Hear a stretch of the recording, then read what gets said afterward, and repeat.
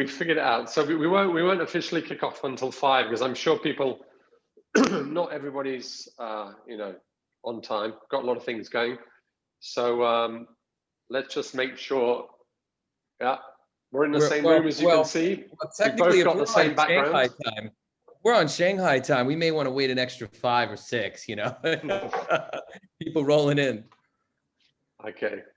Well, I see we've got Laure de Carayon now. I wonder if she's connecting from Paris, I guess.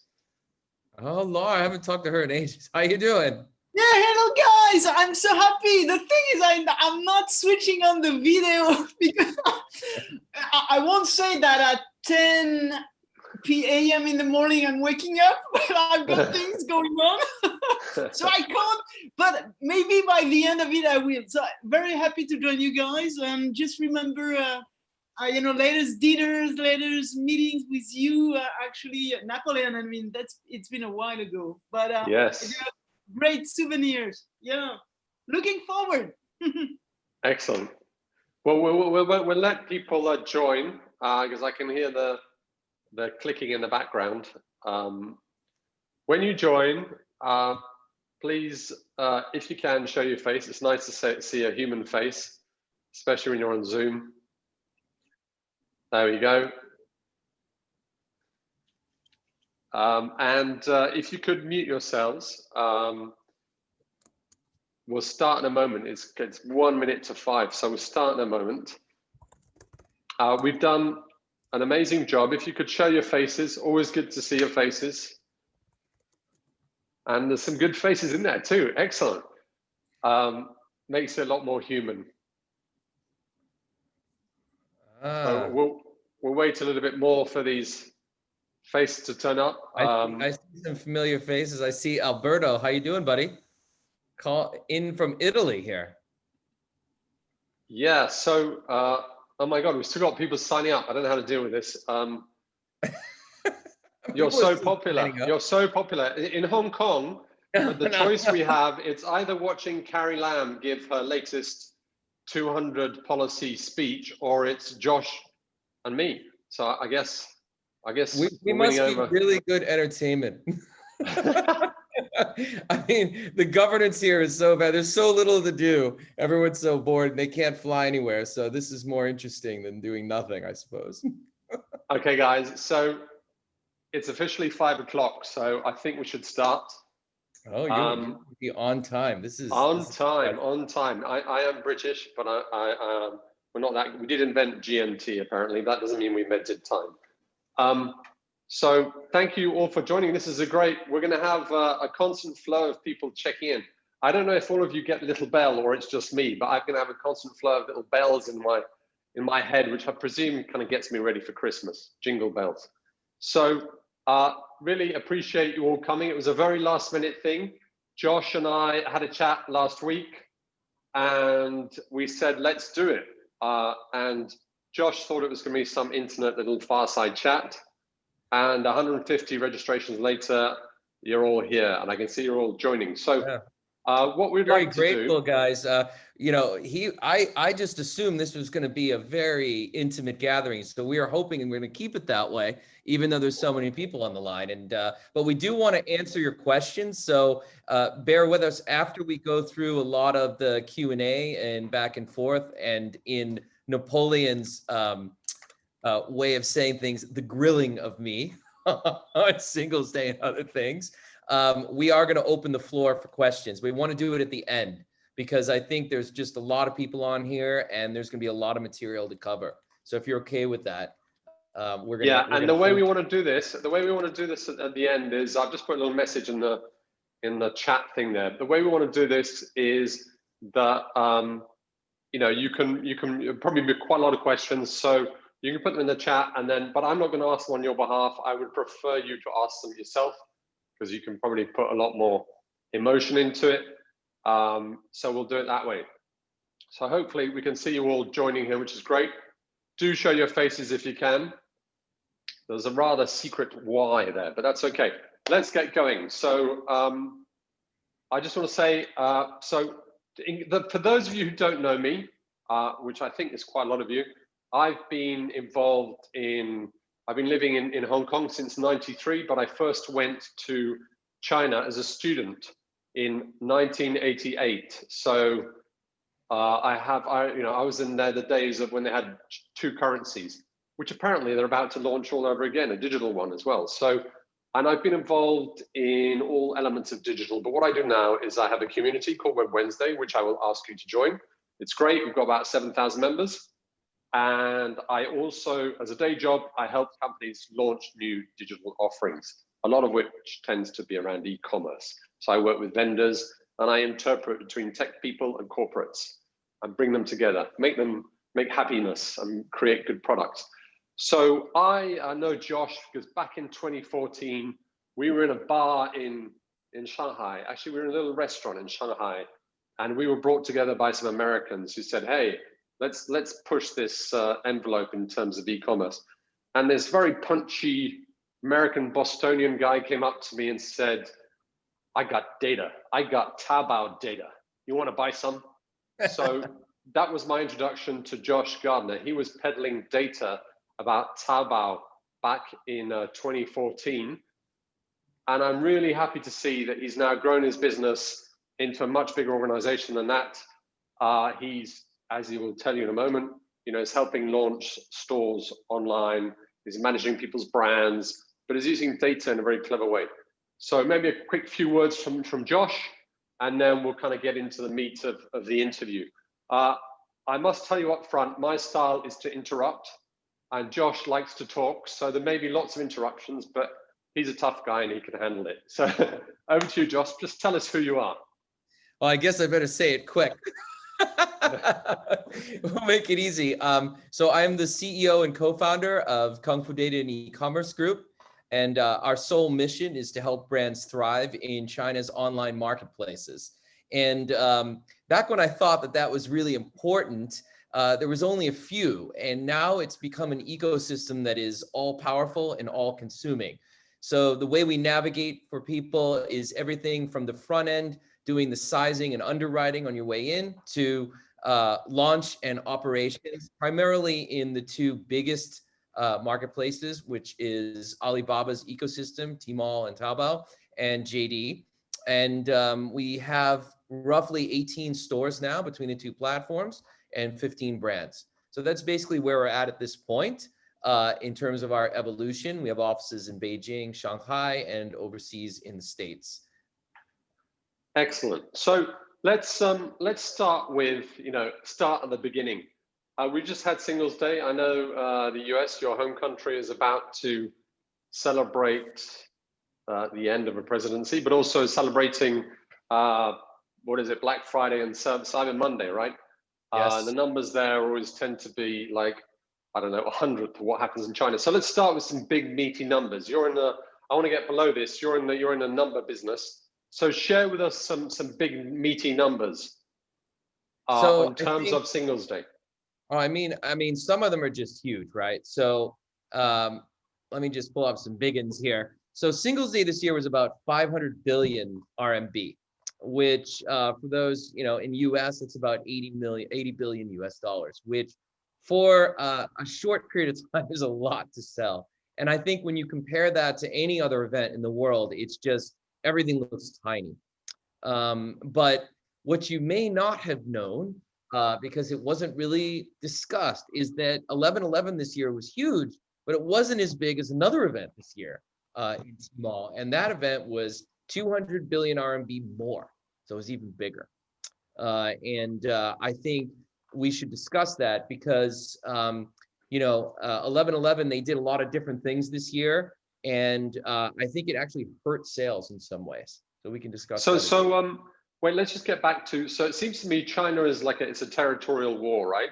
11/11 is owned by Jack Ma and Alibaba, and Yep. 618 is owned by Tencent. Is it that, am I simplifying things, or is that how it is? Well, they both co-opted each other's events, but in a nutshell, yeah, I think people see 11/11 as an Alibaba event, right? As a pioneering event for Alibaba, and 618, the JD equivalent, correct. But if you're looking below those numbers, because I've seen the whole Singles Day thing, and it's no longer a day, right? As far as I can understand. I mean, I use Taobao here in Hong Kong to buy a lot. I'm not a trader like you, but I see, you know, Singles Day starts to be promoted. It's a bit like Christmas in the West, you know, it gets promoted earlier and earlier every year. So when does Singles Day actually start and stop? And by the way, somebody asked me if I can turn off the sound of people joining. I don't think I have that control. If there is a way of doing that, please let me know. I can't do it, and I apologize for the constant dinging, but you know, get yourselves in the Christmas spirit, okay? Back to you, Josh. Yeah, that's true. It is a lot of dinging. It's kind of like sales on 11/11. Ding, ding, ding, ding, ding. Yeah, yeah, yeah. We're using this as our scoreboard behind us, right? But we don't have it. So, there's another one. I don't know how to turn it off. I'm sorry. If somebody knows how to do it, please enlighten me. We're just gonna have to deal with it. That's okay. Think of it. It's like playing slot machines. You guys are winning. Yeah. It's like okay, three cherries. Great. So this year was really interesting. Instead of it being a one-day affair, they drew it out over 11 days. So the first wave was actually November 1 to November 3. And for my customers, so, you know, we have a lot of stores running, the first 3 days, so it wasn't even the day of 11/11, actually it was the first 3 days we did the most volume, which I thought was really interesting. And there's some other good juicy data around that, which is during those 3 days, a lot of new brands performed. So Alibaba changed their format this year. They drew it out over 11 days, and they had 3 segments. The one we're all used to. So wait. So what you're saying is you can start buying on November the 1st and it's still counted as 11/11 promotion, right? The 11 days means the discount is on offer from midnight on the 31st to midnight on the 11th. Is that right? Correct. Okay. And it was actually quite significant. So we saw that around 357 new brands achieved #1 category status. So they became category leaders. And these 357 brands, to give you an idea, didn't even exist, most of them, like 3 years ago. So it's quite a change in what's happening in terms of where the volume is moving, and it's moving towards fresh and new.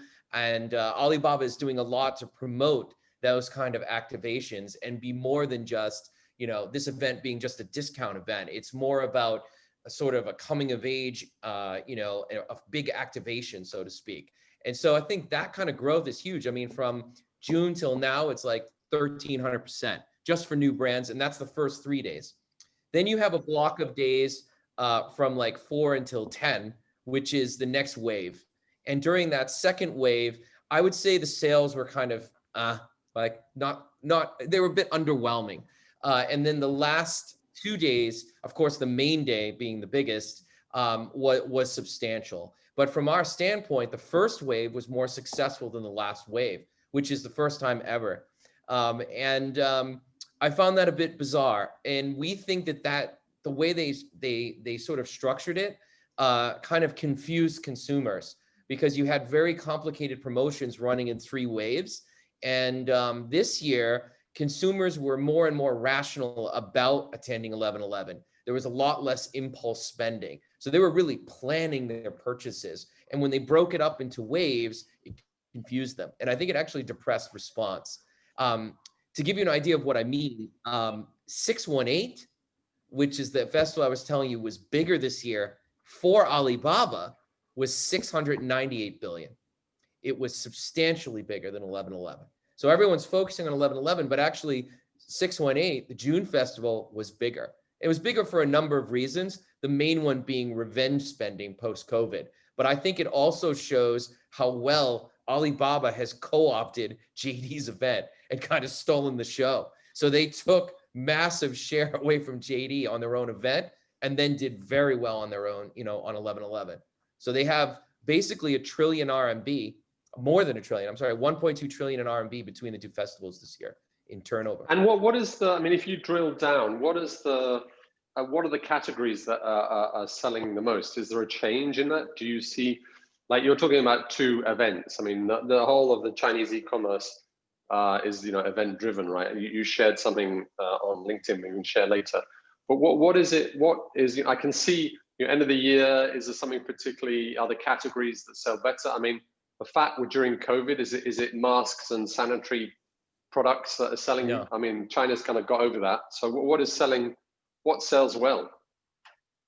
So I think, I mean, it's across the board. I think a more interesting way to look at categories, not about products, but more about how you're selling.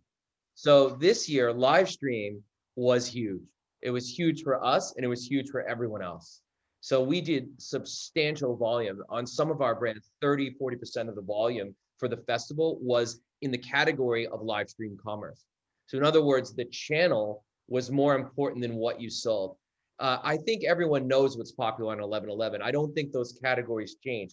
I think what's remarkable this year is that they didn't change. So you had COVID, which has sort of disrupted how people spend money outside of China, but actually China's more, it's in line with its original patterns. Like people are buying tons of beauty, tons of 3C, tons of fashion. I mean, all of the main super categories did super well. So that was interesting to me. There wasn't really a fundamental change that was due to COVID. So any new trends were just something were in place before, like live stream, and then it gained momentum and then became a dominant force during the event. So that to me is more of like what I guess my team experienced in terms of category improvements. It would be more like our tools and where the commerce was happening within the event was slightly different and interesting, more engaging, more alive, I would say, this year. And okay, so you said a few things there, more engaging, more alive. Is that because of the fact that as the live stream is de rigueur? What makes it more alive? Have we learned as consumers, have Chinese consumers learned now that this is the way to get involved? What is it that's changing it? I'm not really sure because it's been going on for a very long time. So pointing to a specific behavioral change, I think I look at it simple. I say the live streaming experience is the best combination of like a live magic act with, home shopping and, in-store experience. So it is what you make of it. And I think a lot of the really, really good live streamers provide a huge form of entertainment for people. And it's become a cultural phenomenon. I'm not really sure why it has been as successful as it is in China. And, okay, well, let's rewind a bit. I want to get back to so we've got these two events. If somebody wants to come into China for the first time, do you propose that they launch during a Singles Day or a 618, or what's the best way? Because I often get asked by brands, from all over the world, and some on this call, is if you want to set up in China and you want to sell, you see the numbers and you get very excited about it, and you see brands going on Tmall, setting up their own stores. What would you say is the best way to enter the Chinese market as a brand coming in? Do you kind of surreptitiously slowly appear on social media, or do you just slam bam, here I am on Tmall? Oh man, I mean, that is a super tough question. And the reason it's tough is because everything works to a degree, depending on what you're doing, right? I've seen exactly the scenario you just mentioned this year. For the first time ever, I've actually seen a true unicorn happen on Tmall. So straight up, I did nothing more than social amplification, live stream consistently, and I had Tmall category support. And within 2 months during COVID, like right after COVID, this brand just took off and it's really done super well. So without doing any of the pre-launch seeding, all this, the brand is known and it had a little bit of traction, but clearly it was just, a chipper and a putter, right? They came in, they used very specific technique, but that doesn't always work for other people, right? And I think well, can you share who the brand is and what kind of technique? Yeah, I think in this case, it was Supergoop, and I did publish this on LinkedIn. You guys can probably find the case, but it is a true 0 to 1. And they did it, if you look at the data before they launched and after, it's quite clear that the entire activation of the brand occurred within the Alibaba ecosystem by integrating top tier live stream like Austin Lee doing monthly, along with all of the sort of social inputs and amplification being focused in a pure Tmall global launch over a period of time, and Tmall being highly supportive of the brand and giving them lots of shelf space. And so combined with the amplification, the assets, and the support, the back-end platform support, this was a total success. So that's rare, right? I don't often see that. Normally what you want is some traction. And you can get that by accident, which is most brands in China that do well by accident. You can also do it by intention, which a lot of my clients do. It just takes time and patience. And I think in general, success in China or really anywhere is like boiling water, right? Until the pot boils over, it's just a pot of hot water with bubbles in it, right? And you can't really predict when that's going to happen. Even if someone tells you they can, they really can. And so you need to be very consistent in how you approach the market, and you have to have enough capital and resources and assets to be viable going in. And that is the most important criteria. It's not about money as much as it's about equity. So it's really the visible brand equity in China is all that matters. Brand strength. Don't you think, I mean, brand equity is interesting because the brand equity part, I mean, when I first met you, it was all about Daigou, right? It was all about Chinese travelers going to Italy, Paris, London, Canada, wherever, Australia, right, and importing kind of parallel imports. And in the beginning, people were very nervous because like they're stealing our products. But I saw some of your reports, but it seems like even the Daigou or these kind of parallel importers are a good way to set up a brand. But I was amazed when I was talking to these British brands. All you had to do is hop on Taobao, and there'd be copycats and real people selling their products. They've got a cousin in London who's sending over handbags or whatever. So it seems, I'd like to know a little bit more about the kind of the ecosystem and the role of the various pieces within it, right? You currently are a trade partner, right? You basically run people's shops on their behalf. But who makes up the ecosystem, and why is it worthwhile? All right, well, there's all different players in the ecosystem, right? So you have the marketplaces themselves, which are very different models. So JD has a more direct retail model like Amazon. And so if you work with them, you don't really want to treat it as a marketplace, and you really want them to buy from you, right? So you want to set up stores called Ziyindian, which are direct purchase stores where JD takes responsibility and a percentage of sales, much like Amazon Seller Central. So wait, JD would buy off you and then sell it themselves, or you still take the risk? Yeah, they take responsibility, right? So there you don't have any additional marketing costs. So it's not really a true marketplace model. And because of that, it's similar to Amazon, right? The best real estate, so the screen real estate, right? In JD, the best real estate on this phone screen is going to go to the JD's own stores, right? They're going to put where they make the most money. So they're going to dominate the trade. And so your ideal there is to work with their category management, open up a direct purchase line, and manage all the marketing and communications so that you get volume and you get consistent volume, right? So those are two things that, without having to do a lot of price discounting and things like this. So that's one option. Now, Alibaba is a pure marketplace, right? So Taobao and Tmall are both marketplace models. And so you're competing in almost like a giant soup filled with everything from alligators to little fish, right?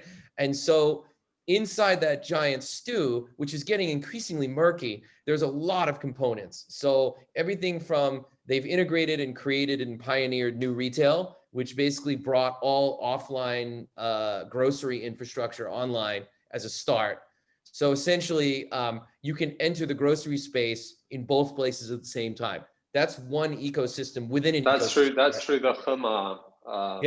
And you can actually, right. So let's say you sell consumables. You don't even technically need a Tmall store. You can go straight through to Hema and actually sell. And there's a division of Alibaba that will put you through grocery and buy, like Tmall Super. Okay, so you've got that one section. Okay. Right. So that would be one example. Suning was bought by Tmall, right, or by Alibaba, and so Suning now, which is a big 800-ton gorilla retailer, right? Physical retailer. Suning was big shopping malls, right? They had malls. Suning is just huge, and they have a superstore, like a superstore within Tmall and Alibaba. So you can sell the Suning and also enter that way, right? So Suning will also carry brand.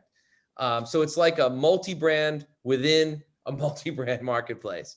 And then of course, there's the cross-border channels everyone knows, Tmall Global. There's domestic commerce, which is Tmall. And the difference between Tmall and Tmall Global, aside from cross-border with Taobao, is very simple. It's authorized commerce, right? You have to own the brand or the rights to a trademark worth selling. And that is where it's all about. So Tmall, Tmall Global, things like this are all about authorized commerce, the ownership, control, routing, and amplification of brand equity. But in the early days of Tmall, I mean, I know the people at Burberry here, the early days of Tmall basically had salespeople going around the world getting famous brands to set up shop, right? They kind of do it for free. Are they still doing that, or has it gone beyond that point? Are they still recruiting? They would say, look, Burberry, you're a famous brand. Come and set up on Tmall. And the brands would be, oh, no, I'm not too sure because there's lots of copycats and fakes and forgery and all that going on. So have we moved beyond that point? Yeah, I mean, they have a very sophisticated business development program now. So, you know, they're market makers now. So for example, online pet food, they basically pioneered the category. They just built it. They went out, decided we're going to do pet food. There's a wave here, and pet supplies. And they went out and approached all the best pet brands and basically created a category. They've done that for almost every beauty category, and they still do. So some of their new projects, I think recently, like I'm sure it's ended by now, but I think last year they had a target of launching 1,000 like indie beauty brand Tmall stores that were all successful, doing like €1 million each. And I don't know if they achieved the goal, but they probably got pretty close. Yeah. So they basically decided to create a whole new category of this up and coming beauty. And so they're kind of working more like, instead of, hey, you're the famous brand in this category thing, we're going to approach you. It's more strategic where they're like, okay, we're going to basket a portfolio. We're going to take a portfolio model, like that approach to business development. So if they're going to go and approach brands, there's a reason. They're going to open up a category, expand a category, do something new in another space. And then they approach agencies, trade partners, everyone, and just say, hey, we're doing this and we're going to sink resources into it. So one thing we saw this year, we had a pretty sexy brand we took over that was in luxury audio. And we ended up in a special division which didn't exist, which is digital drop retail. Okay. And so this particular division is under the marketing department, and the head of that division has unbelievable power. She can just create events and insert you into events that are running. And it's just like it's like going to LA and standing in line at Fred Segal. They basically created that within the Tmall and Taobao ecosystem. It's pretty clever. And so when you go in there, you have to apply, right? So you have to have really good assets to get into the program. And they run mini events. So they've gone from giant events to these endless mini events. And now they're using sort of the drop retail model, which is like limited drops within their own ecosystem. And it seems to be working. So think about that. Adding new players, you now have to know how to integrate all the marketing. So not just the performance media that's available inside Alibaba. Taobao is starved for traffic, right? It's sort of peaked in terms of users and the amount of traffic it can generate itself, which is why they've invested in things like Red and now just made it possible to have all your traffic in little Red drop straight in Xiaohongshu, drop straight. So yeah, that's something I wanted to ask you was beyond the big guys, right? Because you got little Red Book, Xiaohongshu. Sorry, by the way, I can't turn off the sound because I'm not good at multitasking. I can't talk to Josh and turn off the sound. So you're just gonna have to deal with it. Josh. You're providing great service. This is what it's like in the UK. I go to a restaurant. I'm sorry that something's get broken on your plate. You're just gonna have to deal with it. There's a hair in there. Just pull it out. Pull it out. Sorry, I'm not good at multitasking. So I just want to know that, I know a lot of brands coming to China and they might skip the big guys, right? They might skip the Tmalls. And isn't that, because it's a huge market, right? Do you see, is there a need where people can go to, industry specific shops You mentioned Little Red Book, but that's kind of got acquired, or they go to VIP Shop, or they go to. Are you seeing this things like Pinduoduo and this breaking out where a brand should go? Does it give you more choices, or are you stuck with the big guys? That's a really good question. So the way I describe the digital ecosystem in China, it's like a giant bathtub, right? In the end, that bathtub just keeps getting bigger, right? Murkier, you can't see stuff in it. It's you don't know where anything's coming from, but there's really only one drain hole, right? So in the end, it's still the case that Alibaba and Tencent really dominate trade. When it comes to the actual commercial transaction, it's happening in the Alibaba ecosystem or JD, right? It really is. It's if you think about Suning and even like up until recently, Douyin, which is TikTok for those who don't know, in China, and Red, and you add all those channels, they're owned by Alibaba, right? Like they're owned, or they were integrated or partnered with. So in the end, the transaction, the final sale is still happening in the big marketplaces. So that's the drain hole. But what's become interesting is the actual bathtub, right? Which is becoming huge, right? It's just huge, and it keeps expanding. And so some interesting platforms that I think would be worth looking at if you're a brand is Kuaishou and Douyin are definitely your key, tools now to experiment with viral activations. I think those two platforms, you can do more for amplification and brand building than you can even inside Alibaba, at least. So these are the live video streaming apps, right? They do. Yeah, they're no longer short video. They're just everything engagement, right? They're becoming very sophisticated, and they have a lot of traction. So those are interesting. Pinduoduo is tough. I think if you're a foreign brand, it's really a bad place to operate. At least right now, they haven't made the leap to premium, meaning the average basket sizes, we've looked at this for tons of clients. We only have one that's in there now because they sell cheap stuff. Right. Yeah. It's a place where it's a group buy concept, right? Yeah, it's cheap, really and it gets cheaper. It's more like a group liquidation. It's like a closeout sale. And it's kind of like, if you're a brand, I just don't buy it. I mean, I understand like you'd want to sell to tier 5 people, but if you're in any kind of premium positioning, it is not the right place to be. We actually had to pull an emergency with one client whose agency was like, we're going to open up Pinduoduo while the Tmall store is coming back to you guys, and we're going to start running something. Like, no, you're not. I mean, this would like destroy the brand image, right? So you have to be careful, right? Not all these channels are viable. And in the end, the commerce being run in there is not profitable commerce. So there may be huge volume there, but as a brand, it's not really the kind of commerce you want. At least. So what about the other routes to market? I mean, I've heard some people saying just go direct to consumer. Do you think the model, if somebody's built up a brand on Douyin or whatever, could they not just drive people to their own website? Why do you have to go and be on a marketplace? Am I asking a very naive question? But it feels like it. But no, it's really not. It's like the question of everyone's question, right? Why won't people just buy on my website? This kind of thing. It's just because they don't. Right? I mean, it's simple. Actually, I think because I'll put it a different way. Alibaba and JD, similar organizations, right? They own all the infrastructure for trust. They own trust in China. Smart. So I'll give you an example. In another business world, like I have a bunch of Chinese partners in other things that they manufacture stuff in China. They're Chinese. They have their own factories. When they source new products, okay, these are some of my best friends. They source new products for a new business, like a new idea. Do you know where they order? They go onto Taobao and Tmall and order.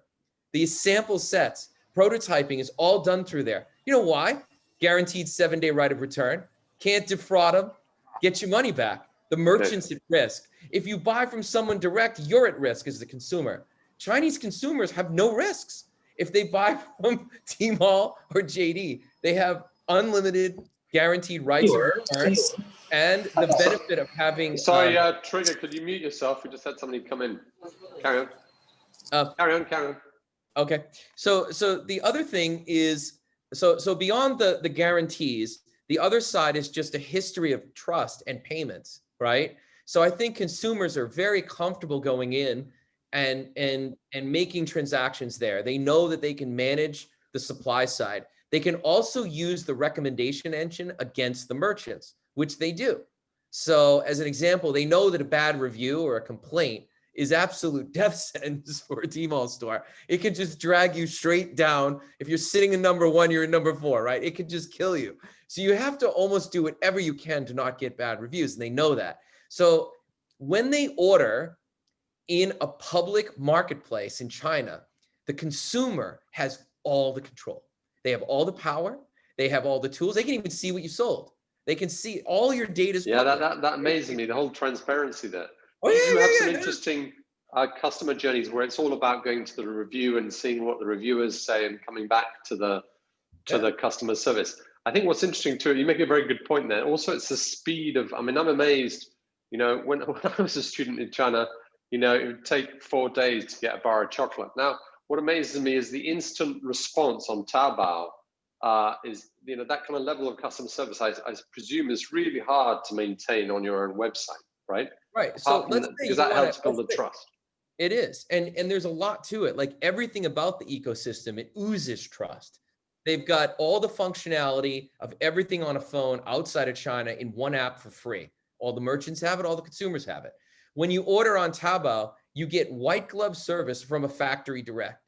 They customize your order and they ship it same day, and it's usually delivered within 1 day or hours, depending on where you are, or next day at the latest. And you're buying direct from a factory, right? And you can talk to people. And if they screw up, you can screw them. So you think about the trust machine that he owns here. And not just them, JD has the same trust machine. They basically own all the logistics infrastructure. They own all the warehousing. They own the distribution. They have the payment, and they have the trust. So combining all that, I think, is why people still are much more comfortable doing business in the marketplaces, because they're protected.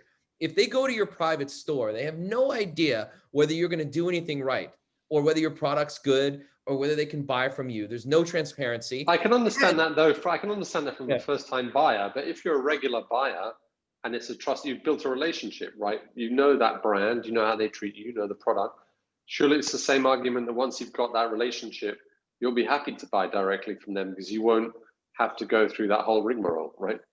Yeah, I mean, there is a percentage of the market that buys D2C, like they buy direct, right, from the merchants on those sites. There is a whole private commerce business that's like, it's a huge industry, right? But it still requires a few things. The first is you have to be at scale. So if you do any kind of private commerce or direct to consumer, you have to have enough scale to, because essentially when you open up one of those stores, you're basically digging a pond in the backyard. You have to stock the pond with fish, okay? Now, because there's no traffic in those channels, where are you going to get your traffic? The thing about these marketplaces and the giant ecosystems, in addition to the trust, they have all the traffic. They're the traffic hogs. They have it all, right? So yeah, but you could argue that they have all. It's like a motorway. They have all the traffic. Some people are in a little van, other people are in a truck, others in a Rolls Royce, right?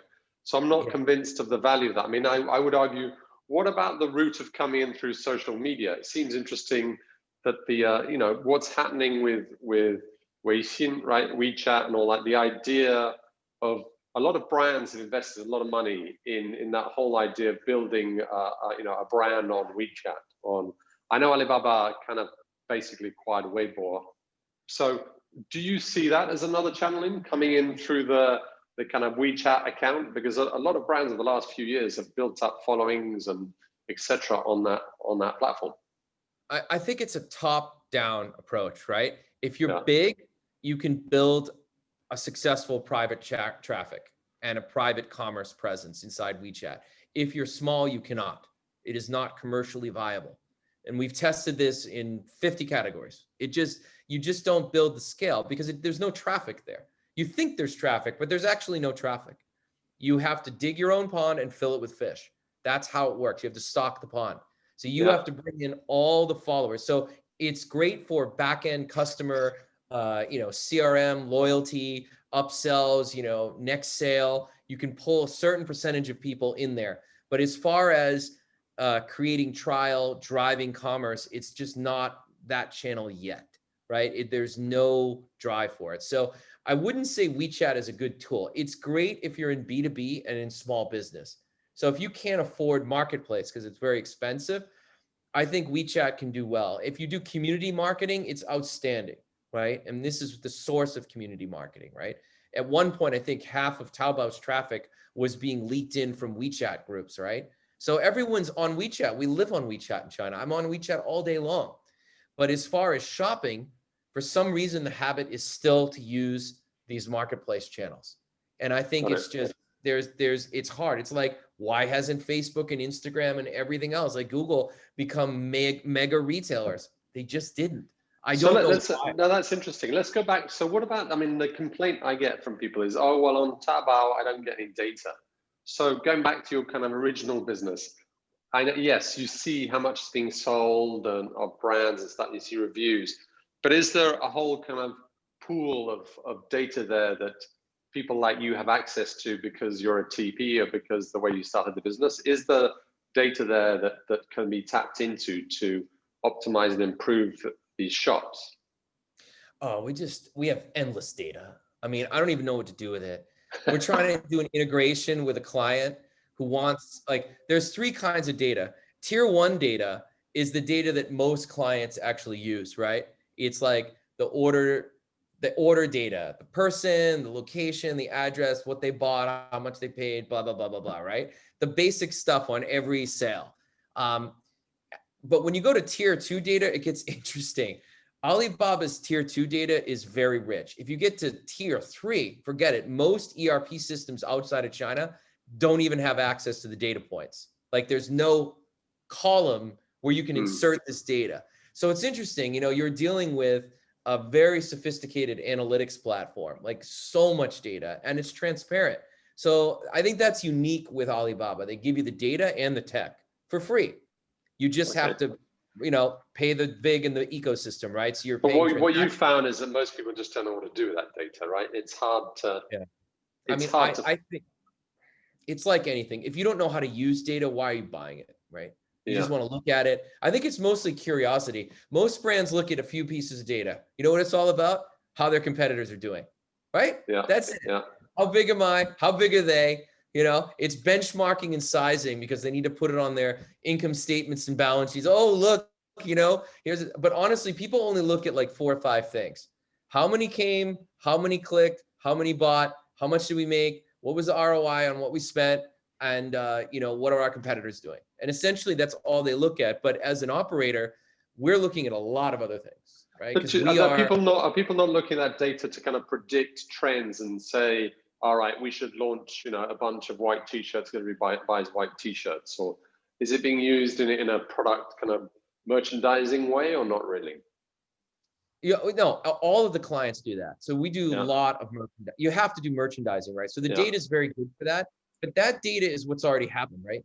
It's sales data. It's point of sale systems data. It's real time, last 30 days, up to the last 3 years, right? So you've got access to what's happened up until this minute. But as far as what's going to happen in 20 days from now, that is good. You know, I think it's harder to predict where things are going to move, but you can see trends easier because you can see how much of what is selling in everyone's stores. So you get to see where the movement is going. But again, it's still past, right? Up to today. You don't know what's going to happen in the future. So I think the idea of prediction is, at least from my standpoint, I think, you know, the algorithms are getting smarter, Alibaba's algorithms. So I think they are getting close to being able to predict, but I haven't seen it yet. You know, I mean, and is Alibaba kind of doing what you know, Amazon's now getting slagged off for, which is basically, you know, seeing which the most popular categories are and then launching their own brand, or have they not gone down that route? They've tested this in several categories, gotten licenses, but I think they are a pure marketplace. So when they do that, so they have an import division for frozen food, for example, other things like this, but they're really just trying to build the category. They don't actually want to be in the food purchasing business, right? It's not their idea. They just want to own the infrastructure, right? The platform itself, and they want to rent the rest of it out to you, right? But an interesting point you make about prediction, there is one change this year that Alibaba experimented with during 11/11, which I think is very interesting. They, even if you didn't order it, I've heard actually a bunch of people I know received deliveries of things that they didn't order yet, but wanted, and they hadn't clicked buy now, and it was delivered to them. So they hadn't actually gone in and ordered it on 11/11, but they actually received it. So the software was able to predict at least whatever they wanted that 24-hour period. So that was Are you sure it was software, not somebody just doing a mistaken delivery? I mean, the numbers of deliveries are massive, right? Sanyao and all that. Let's talk a little bit about the payment side, because, you know, obviously there's been a question here about it, but I was curious about it too, right? You say the whole ecosystem. You know, here in Hong Kong, poor old little Hong Kong, we've got Alipay and WeChat Pay, and we've got, you know, Alipay Hong Kong, its own version, right? So, you know, Ant's just been kicked off the IPO route. So that whole payment side, has that changed people's expectations? I guess it's led, Alibaba, the way that people buy online has led to a whole new habit of how you pay with your mobile phone, right? It's kind of spread faster than the virus across China, in that you can go anywhere and you don't need to bother with cash, right? Yeah, so payment, of course, I mean, I don't know how many people here are not in China on this call. I'm sure everyone here is fairly savvy, but the fact that in Hong Kong we have to use cash, coins, Krugerrand, you can pay with gold bullion here, right? I mean, you can send storks with bags of cash, and people will take it. It used to be good because we had the Queen's face on it, but that changed a few years ago. I think though, like, cashless and touchless retail is a real thing in China. More than cashless, touchless. They've gone to the point where you don't even need to touch anything. You can go to a vendor and they can do, you don't even touch anything, and you can actually receive and purchase whatever you want without touching. You're talking about physical shops now, right? So this, because physical shops, face to face. This whole new retail thing, is that a made up phenomenon, or are you seeing that? I haven't been to China for a while, so I don't know. Is it really totally integrated? I mean, when I speak to retailers outside of China, you know, they're still fighting between the inventory for e-commerce and the inventory for the physical store, particularly in Hong Kong, right? They've all got their own little pools of inventory. So they're still battling over it, and they're not putting the customer first. So do you see that has really taken off in China? Is it all one single view of the inventory? And then, you know, customers can buy it wherever they want to. They can walk into a mall, they can buy it online. Yeah, so this is real, right? So they've been doing this with a lot of brands. So a lot of brands are already fully integrated with Alibaba on and offline. So it's a dual flow, right? Traffic's coming in and out, and the inventory is simultaneous. So if it's not here, it's there. If you want to buy it here, they'll deliver it from there. So it's the system's working. I think it's fragmented. You know, this is kind of like they have the prototype, right, with Hema, but whether they've rolled it out across everywhere in China at this point, I doubt that. And I think it's still a bit fragmented, but the technology is real, it is integrated, and it works. And cashless payment is the only payment. Like, if you go to people now, they won't even take cash, right? So cash, credit cards, you look ridiculous, right? Everyone's using either Alipay or WeChat Pay for everything. But so as an operator, does that mean that you're also setting up people's physical stores? Because if somebody's coming into China, they might want to have a physical store as well as one on a marketplace, right? So no, we would act as an integrator, right? So they would usually do that through their own sort of network operators, or however they want to run their offline. There's so many ways to do it, right? Pop-ups, but the actual destination of the transaction can happen on or offline, and then how they want to interface with across the whole country. Yes. Okay. So you can integrate if you want to. So far, I haven't seen that happen. It's not very common because, you know, they'll have agreements with offline partners, and then they're very proprietary. They don't want to give up that sort of data or customer base.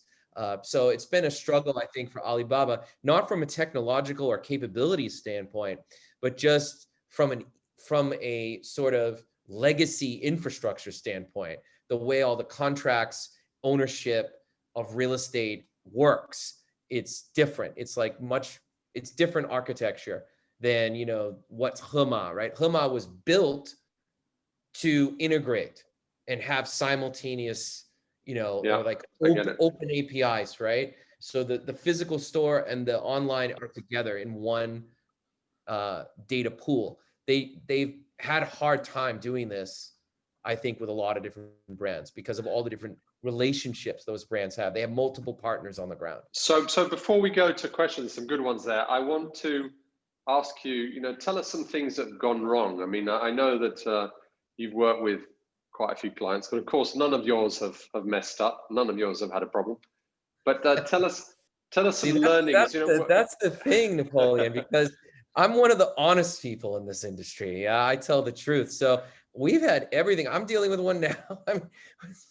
I'll give you a juicy one. I have a takeover client last 2 months. Absolutely epic disaster. So they got in a big fight with their TP. And even though the store is registered in their name, the login credentials and other things were under the TP.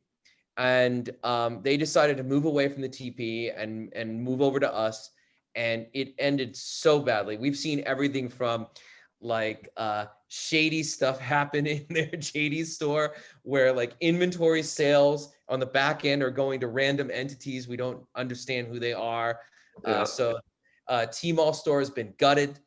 They're trying to destroy all the rankings and reviews and kind of remove all the data out of it. Basically, so it's not worth anything. You just shut it down. They're in court in Hong Kong in arbitration with this operator. Tmall wouldn't take sides, and they should have, because they should have taken the side of the brand, but apparently they wouldn't because of the contract. And so now it's been, you know, my team is basically on the phone with them day and night for 4 weeks now. And hopefully we're going to get it back. So we missed 11/11. Brands lost tens of millions in revenue, and everyone's unhappy. Nothing anyone could do about it. I mean, Alibaba was difficult. JD gave us credentials, but then wouldn't give us the logistics and customer service. So we run the store, but we don't have access. So what you're saying is there's lots of horror stories. I guess you learn. Yeah, I mean, you're talking about what goes wrong in China. Everything goes wrong in China. I think people come in here with a set of wildly unrealistic expectations in general. They are unprepared.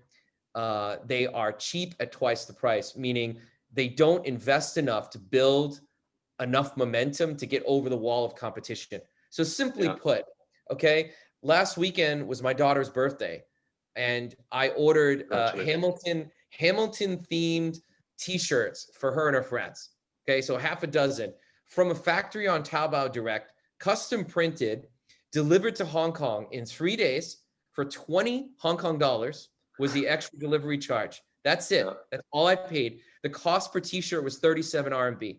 Total cost per euro per shirt was $3.75. Delivered. Okay. Now they answer your questions, customize it in real time, deliver it to you at that price. How are you going to compete? So when you come to China, all the problems start with assuming that something you have is special, unique, worth selling. That's number one is a problem. Two, you need to come here with, you know, credentials, right? You need to come here like you remember when you first started here, you had no credentials, you can't get anywhere anymore, right?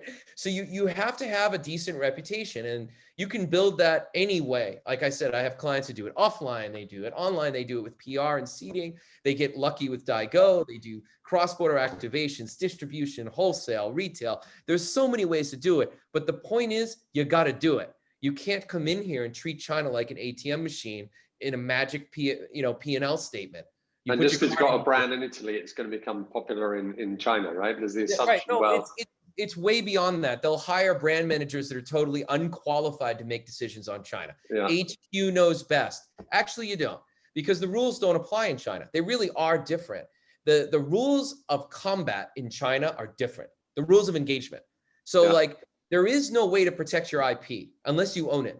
So just because you're the brand doesn't mean anything. I have clients who have brand squatters all over their trademarks in China because they didn't register the right category, had the wrong law firm, can't get back the trademark, or the trademark became a generic category. There were enough copycats to build a generic category. category, right? So, and I have one particular brand from the UK that I love them. They're amazing brand, but they really just didn't register their IP properly, and they let China go too far. And the government here ruled, because there was thousands of dealers, that it was a generic category of search, and therefore they can't own their trademark in Chinese. So they have an English. So what happens? What happens now that Chinese are not traveling? I mean, because a lot of discovery of foreign brands was actually done by Chinese going overseas and then seeing stuff and posting it. What's happening now? Are you seeing a move towards more domestic product? Is there a kind of nationalistic thing going on, given how the Americans are treating most of the world?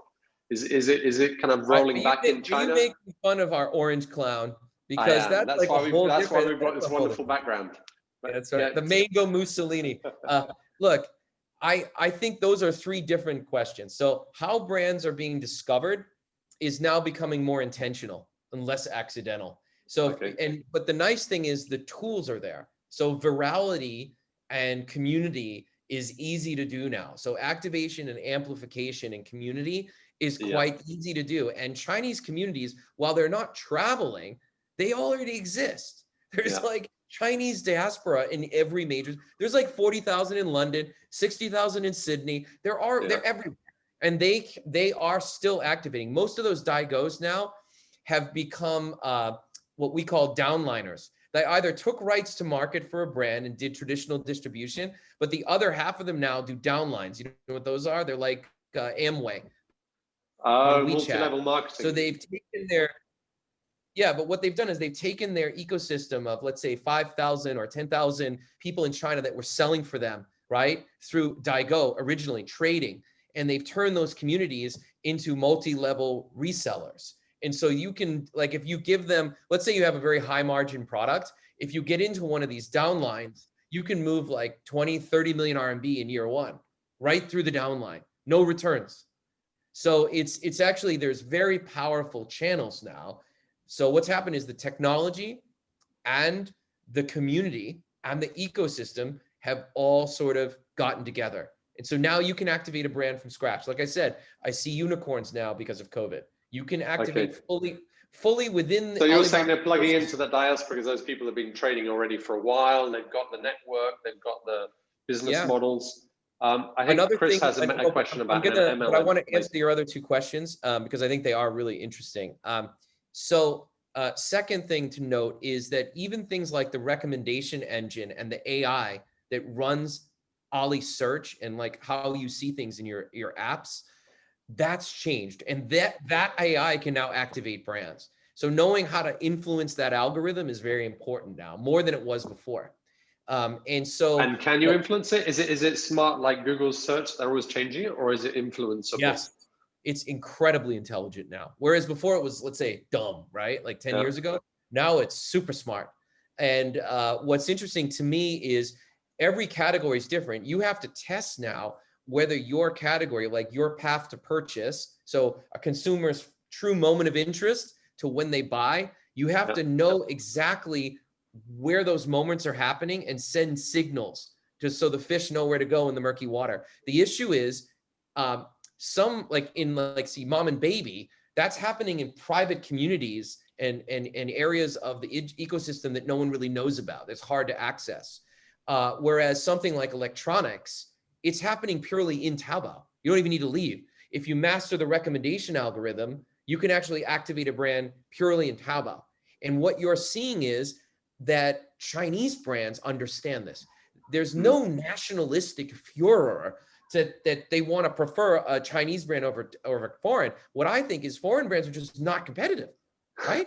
The service sucks, the quality shit. My clients complain. I've got consumers sending me pictures of items that aren't packaged right, scratch, show up late, poor quality, the craftsmanship stuff. So, you can't get away with like serving a consumer in like the US.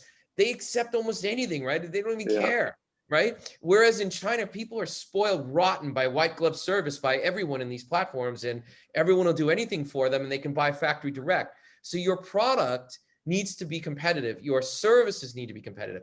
So the emergence of Chinese brands is because they are uniquely positioned to in real time respond to what consumers want and deliver the level of service with passion and knowledge and quality and speed. And so that's why they're succeeding. It's not because foreign brands can't. What I see is if a good brand comes in and they resource it properly and they have the right talent and they have a little bit of traction, they actually hit category leadership faster than anyone.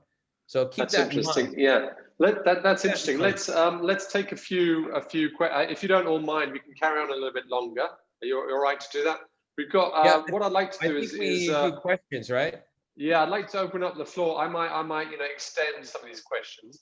So we've had a couple of questions on the chat, but if you've got a question to ask, maybe I'll take the ones off chat, and I want you to ask them directly because it's nice to have a variety of voices and faces. So let me see, what should we go for? I think what questions do we had here? The first one came from Bruno. Are you still there, Bruno? Hi, Bruno. Yes, I am. So go ahead. Give us a difficult question. Yeah, simple question. I want to ask if we can have from our speaker a little bit of explanations about these numbers around the 11/11.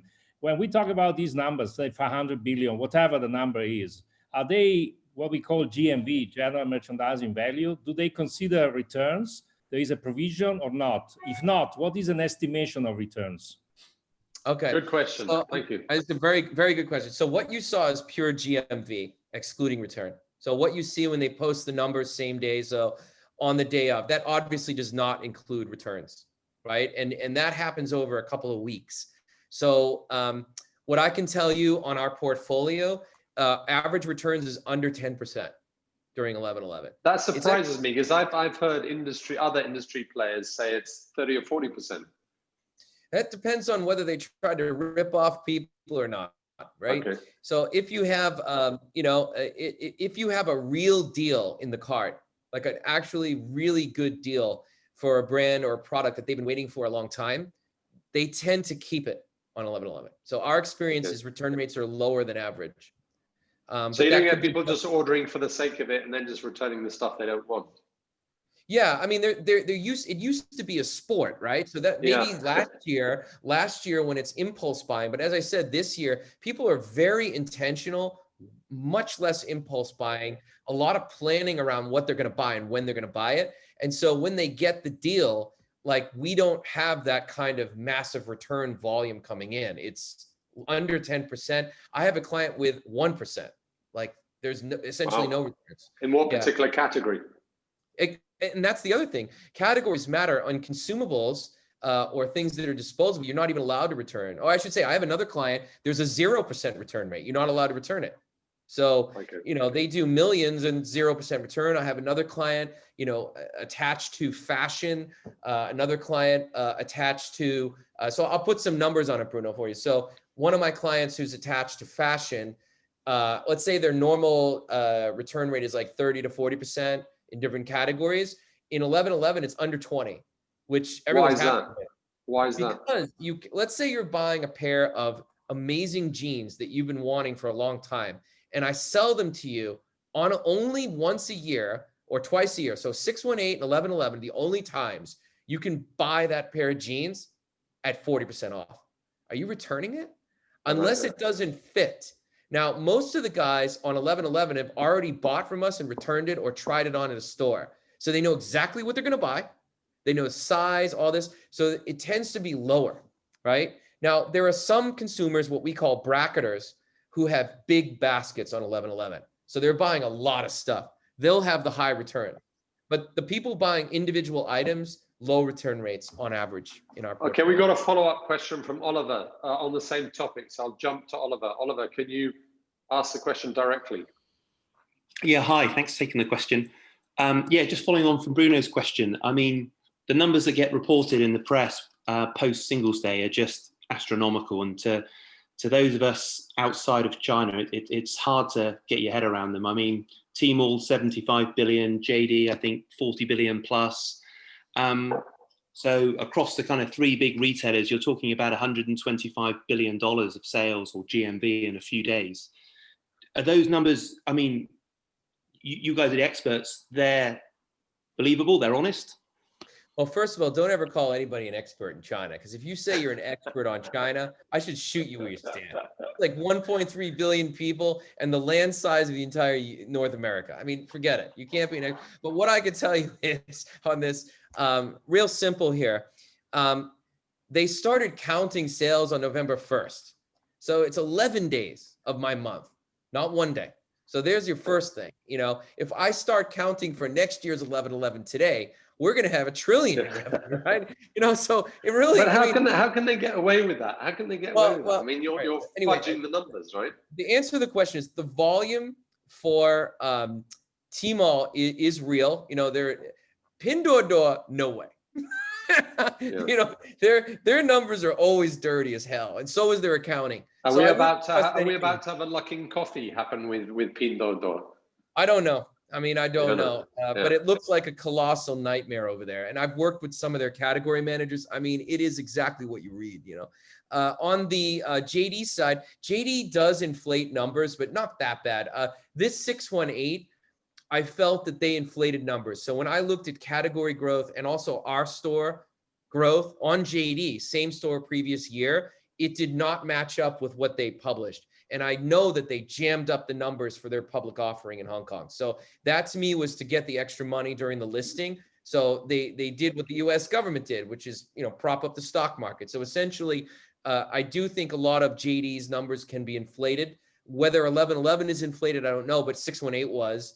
Pinduoduo is definitely inflated. But when you say inflated, do you have percentages of what that would be when you refer to your own guys? Is it inflated by 20%? So 10%? JD posted numbers that were on average 20 to 30% higher than what we saw in our stores in those same categories. So let's say they said this category is growing 38, we saw 32 or 28, something like that. And so we did see growth. Don't get me wrong, we had growth.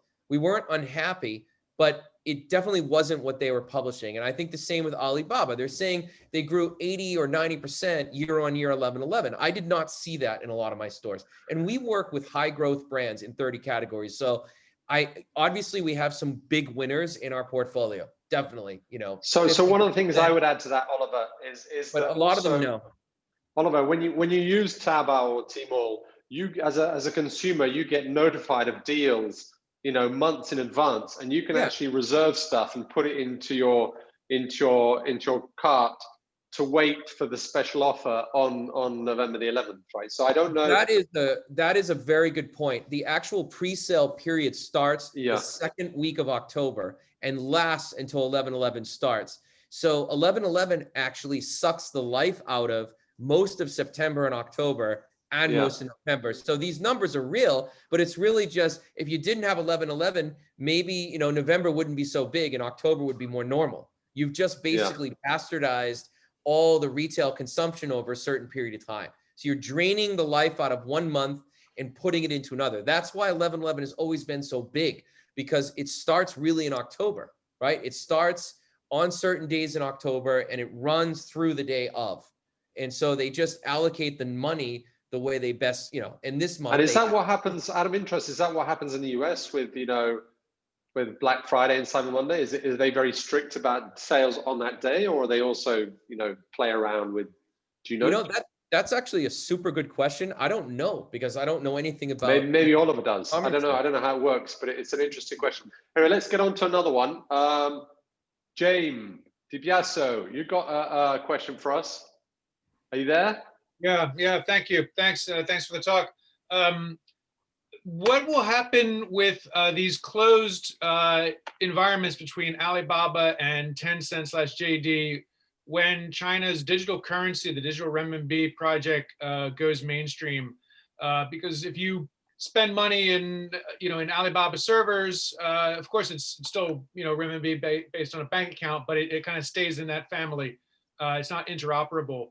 And that might change. So do you have a sense of if this will change the relationship between the payments and the closed system within, you know, the super app? Thank you. Yeah, I don't know. The short answer is I don't have an answer for that, because you're asking me to predict something that I don't know what's going to happen. It depends on how forceful the Chinese government's going to be on the adoption of that currency. To me, it's going to have zero impact. because if you ask me right now, I'd say the super apps are going to continue to control most of the commerce just for sheer convenience. It's not going to leak. So those ecosystems are more than payment, right? So it's basically just adding a payment option or a currency option rather than improving anything. It's just a tool in the arsenal. But the actual super app itself is the source of life, right? I mean, if you think about it, there is so much going on in these commercial ecosystems. Tencent is like life for a lot of people. So I'm not so sure they're going to lose any control. It really would be, it's all about government action in China. The two super apps control a lot. So if the Chinese government decides to disintermediate those two applications, say, hey, you guys can't control all of this currency, all of this payment, that's the only way you would see a change. If you're thinking if it's going to happen from market forces or consumer habits, I doubt it sincerely. But there's, you know, what you mentioned that's really interesting there is that they also have, these platforms also have their own currencies because they have kind of gifting and coins, and you know, you gather a bit like a loyalty program, right? You get a coin on Zhifubao, whatever, right? You already built up your own alternative currency in terms of you can buy stuff with it, right? I mean, I'm a mini buyer and I have a little wallet of kind of stuff that I've been gifted. That becomes my red packet that I can get discounts and stuff like that. So there is a kind of currency within the currency thing going on there already, right? I mean, it doesn't change, it doesn't fluctuate, but it's there. Correct. And I think that's an interesting point. I mean, everyone has high hopes for this digital currency, you know, and how it's going to help. But I honestly think that it's not really a good substitute for what's already there. It's not going to supplant the other two payment systems, in my view. Okay, unless good one. The Chinese government forces it. So we've got one from Roland, who's obviously an extremely practical guy and probably from the finance side. Roland, come in, give us your question. It's all about margins. Where are you, Roland? Where are you, Roland? You can't put a question. I put my video on. Yeah. You've got it. Okay. By the way, Napoleon, just so you know, this man is the best griller I know. Yeah, well, that's why I'm passing the baton for the moment. I want to hear a grilling about margins because, you know, it's all a bit too fluffy. Yeah. We just want the truth, Josh. Yeah, no, I mean, it's again, from as you're obviously quite keen to share stories, what's happening with the margins and what have been, I think, I mean, from a history of Tmall, obviously the platforms used to put category coupons in, then brands had to sponsor coupons.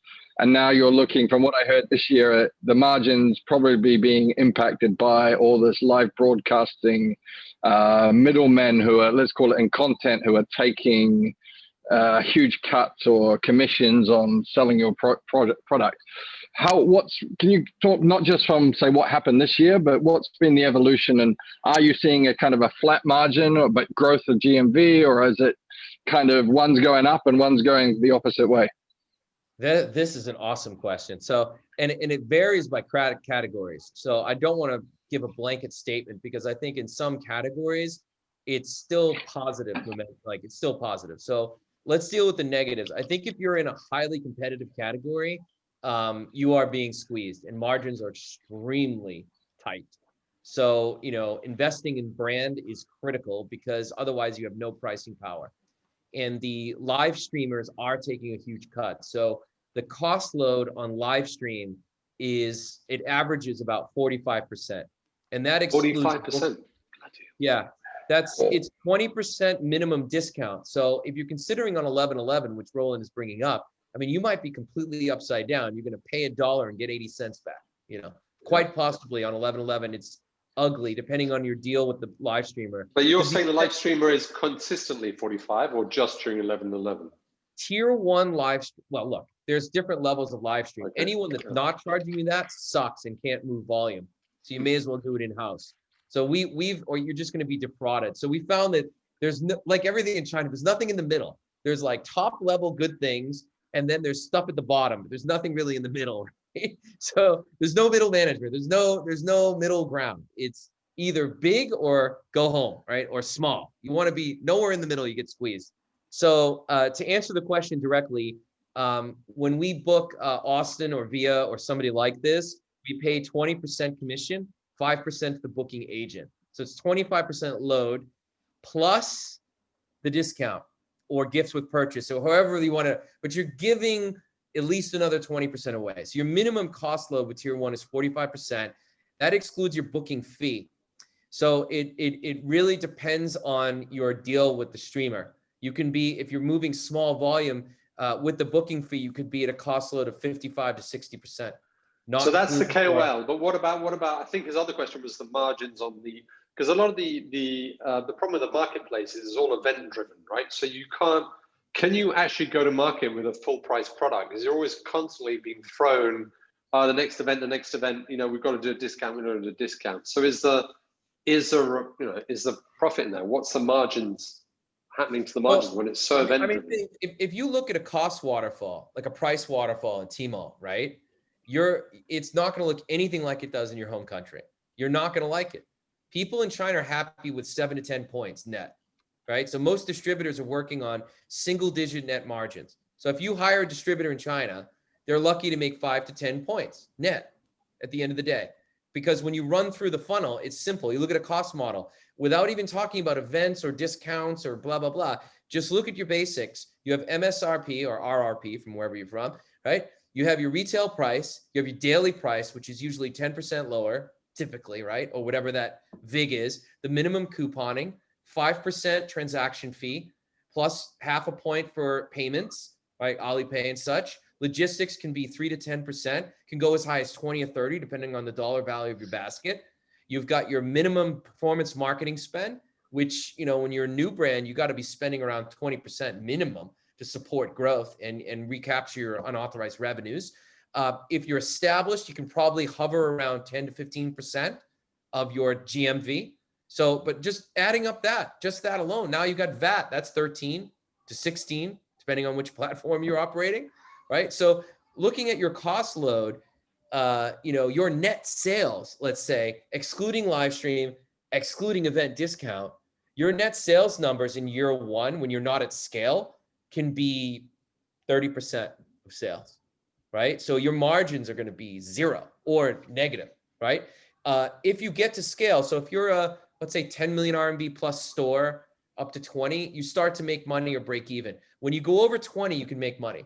You know, that's when you get scale and you optimize all your fixed costs and they don't go up, and then you have just transaction costs. But his point is actually on whether our cost per acquisition is higher this year. Essentially, are we spending more to get the same dollar value out of a category, out of an event? The answer is you are. So it's the short answer is it is going up. Where is it positive? If you're in a growth segment of a subcategory, you're fine because your growth is keeping up, right? So if your momentum is going, your actual cost is no more than it was last year. But if you're in a category where that's not the case and you don't continue to buy in, you drop and your growth just flatlines, or you collapse, or you just flatline out and you start losing money. So the cost to support category leadership and growth is higher than it is elsewhere, right? So, and it keeps going up. So this is happening every year because the media is an auction. And why are we using live stream? Because in a way, yes, it's a high cost, but remember, it's fixed, right? It's a fixed percentage. So it's more like affiliate marketing. So if you negotiate a good enough deal and you have a high margin product, like let's say you're in cosmetics or beauty, you can use live stream. It's a very reliable, margin for you because you're just looking at a sale and you're only paying transaction costs, nothing else, right? It's all per sale transaction costs. Whereas if you're doing purchasing media or performance marketing or amplification or other things, you have a whole program that's going to be 10 to 20% of your GMV just for that, and you still have to do the other stuff. Okay, so interesting. Yeah. That's a good breakdown, man. Good question. We've got one from, how do I pronounce this properly? Diliana. Diliana, are you there? Reveal yourself and ask us a very long question. I'm not going to ask this question on your behalf. Thank you very much. Didi, how's Madrid? Okay. No, say it again. We didn't hear you. Say that again, please. Hi. Hi. Hi, very good, thank you. How are you, Josh? Can you hear me okay? Okay, we'll try again. Last time. Okay. Is it better now? Yes, you Better. sounded like a Muppet, but now you sound much better. Okay, sorry. It must be my connection. It's a bit weird today. Hi, Josh. Thank you very much for this exciting talk and the session. And thank you, Napoleon, as well, for organizing it and for hosting it. I try and never miss an opportunity when Josh is a guest on these interesting topics. So my question is a bit back from the mechanics of actually trading on these markets, very critical for success. I have one main question and one add-on question. So my main question is, from a bigger picture, international picture perspective, in what ways has COVID impacted, being negative or positive or both, impacted the performance of these peak trading events for both consumers and sellers on these key Chinese marketplaces? So that's my first question. And if I may add my add-on question. No. We'll let you come back for the second one later. Josh can only handle one question at a time. Okay. Okay. Dee has interviewed me before, as you can see. She's ready to load you. I can see. I know. Let's come back with one because Roland's ready for round two. He's going to come back and punch me in the head. You've got a lot to say. So let's just, I just for my own mental peace, I need to handle one question at a time. Okay. Sure, so thank you. Okay. So this is an easy question. So I didn't show you a graph, which I'll send to you later if you want it. But so 618 was very positively impacted by COVID. So there was incredible revenge spending in June of this year. And it was, so to give you an idea, 618 is usually about half the size of 1111, at least from our standpoint. When we do planning, we don't see it as equal to. So if, let's say you do $1 million on a 618, we expect to do 2 to 3 on 1111. That kind of. But 618's only been going for a couple of years, right? Are they both the same age? No, it's been going a long enough time that everyone participates in it. So it is younger than 1111, but it's not new. But this year they were flip-flopped. So here's one for you. It was about 700 billion RMB on 618 in Alibaba. Okay, that was what this ecosystem did. But 1111 was only 500 billion. So you think about that. Actually, 618 outperformed 1111 for the first time ever, right? And that is a significant impact of COVID. So I think the revenge spending was really at play in this case. I think consumers just went wild. Now, negatively, so that's the positive. So it helped 618. On a negative side, I think there is COVID fatigue, especially among e-commerce and consumers in China. There's a little bit of not a slowdown, but I think that people are becoming much more deliberate. They were way more impulsive, let's say pre-COVID, in terms of how they participated in these events. And they're becoming much more deliberate now, and they're not irrational. They're purchasing very strategically. Whereas I didn't see that before. It was more like a fun festival you attend. And this time they were very practical about it. So when we interviewed consumers on the stores, they're asking us practical questions, which before they were like, oh, can I get this and that and blah, blah, blah. And oh, I love what you guys are doing. Now it was more like, hey, I've been looking at this product for the last 3 months and you finally have the silent stock, but it's not for 1111. It's very, very granular commerce, like granular consumption where people. And do you think that, I think the other part of that is also, I might ask this on her behalf, but is the supply chain, right? Because even here in Hong Kong, right, it's been quite hard to get our hands on products from overseas. So, I mean, you might have people demanding this kind of stuff, but getting it to China, has that not been an issue? I mean. No, this is an awesome question. So yes, following up on Didi's point, her question and your point, we had an 1111 that was good, but it could have been amazing. And the reason it sucked, like I didn't suck, okay? We're up a lot, but I mean, on one of my accounts, we lost millions. Why? For exactly this issue. Brands missed buying cycles this year. So if you're in an industry that requires 3, 6, 12-month planning in terms of what you buy for inventory, you shorted us for 11/11. So essentially, about half of my clients did not have the best sellers, and certainly didn't even have enough of what there was a bestseller. So all of our hero products were either not in stock, understocked, or didn't arrive on time. And so it just really caused a lot of this issue with momentum. So I think a lot of the negative impact of COVID is really the brands themselves couldn't get product in. You know, once the recovery happened, they're still struggling outside of China, and China's healthy again, and they just couldn't capitalize on it because of their buying cycles, cash flow situations, limiting budgets, you know, fear, whatever's going on in corporate. So I think this was the negative side of COVID. It really made it hard to get the inventory in. I mean, even gift with purchase or special giveaways. I mean, we were shorted on those too. I mean, it was amazing. We're having to raise limits. Like, you have to buy 10 instead of 1 to get a giveaway, just because we couldn't give out anything for certain accounts. And that really takes the steam out of the engine, right? It really lowers your ability to convert and get sell through. So I think that is a very important and underlooked aspect of the negative. And is that changing? Do you see that changing at all? Has it improved over the last month? Oh, I don't know. Yeah, but you know what's funny? It took the lost sales for the clients to really recognize and get on the bandwagon. So like, yeah, they're all starting to deliver now, right? It's like, it's amazing, like end of October, early November, or mid-November, like we're starting to receive, because they're starting to see and have confidence now in the growth, or in the numbers being growing and stable. And so, yeah, we're going to be restocked for next year. But I think what's interesting is we missed it, but they're trying to catch up. So that okay. And we had, I think Didi had I don't see any other questions. Maybe Didi had a second one, if I can call her Didi. I prefer Thank you Liliana, very much, Didi. Napoleon.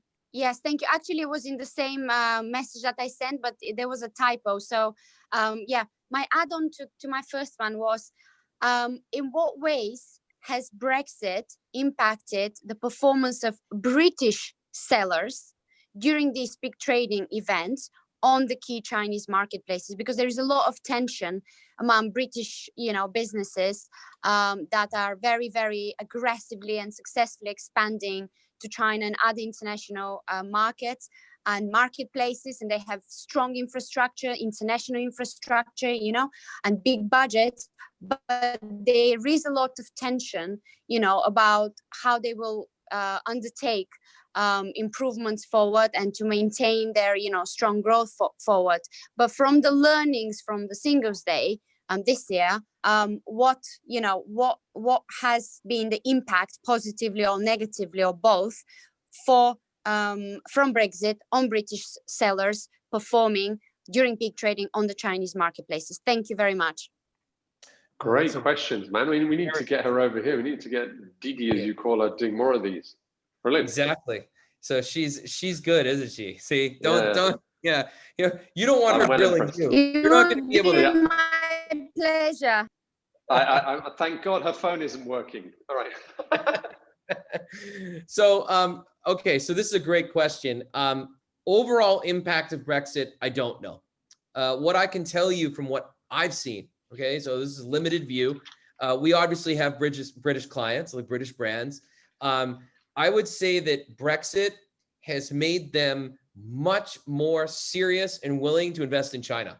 So that's the most positive side of it for us, is that they're taking China seriously, at least the ones we're working with, and actively trying to invest and build a brand here and going direct. Whereas maybe they were before Brexit, they were not focused on it as much. I think it's become a key strategy to offset the losses that they're going to have from being outside the European Union. So I think that is the most significant difference. Is I used to talk to British brands and they were like, oh, we'll get to China sometime.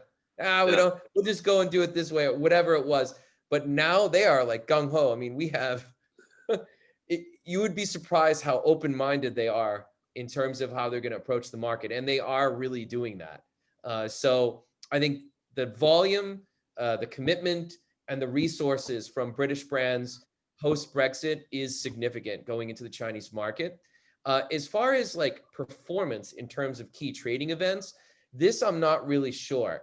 but I don't see any negative impact. Like being a British brand was always a positive as far as I'm concerned. So, you know, Chinese people love British brands in general, especially with a bit of cachet and history behind them. So, you know, I think they're actually doing quite well in Tmall, to be honest. Excellent. Overall. Well, mate, you've kept us all entertained and educated for an hour and a half plus. So good job, Josh. And thank you all for hanging around and listening to the constant dinging. I'll work a way around that next time. But I've sent a link in the chat if you want to join the Web Wednesday group on LinkedIn. It'd be nice to get a few more of you in there. And Josh and I will share a few things into that, okay? And I'll take this video and share it if I can. I don't have the means to cut it up into lots of like bite-sized bits, so you're just going to have to listen to Josh again. We can do like a make it a Netflix episode. We'll cut it down into 52 episodes. We can help a bit with that. Also, there was a question just before I leave. Someone was asking about looking at like a cost waterfall.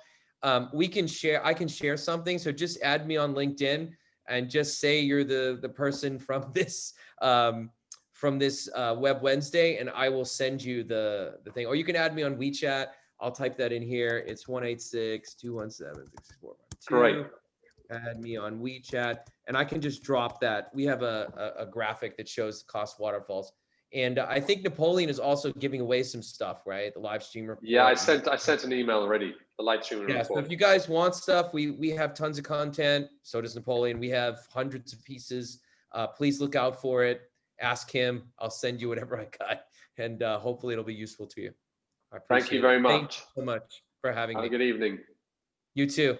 Thanks, guys. Take care. Have a good evening.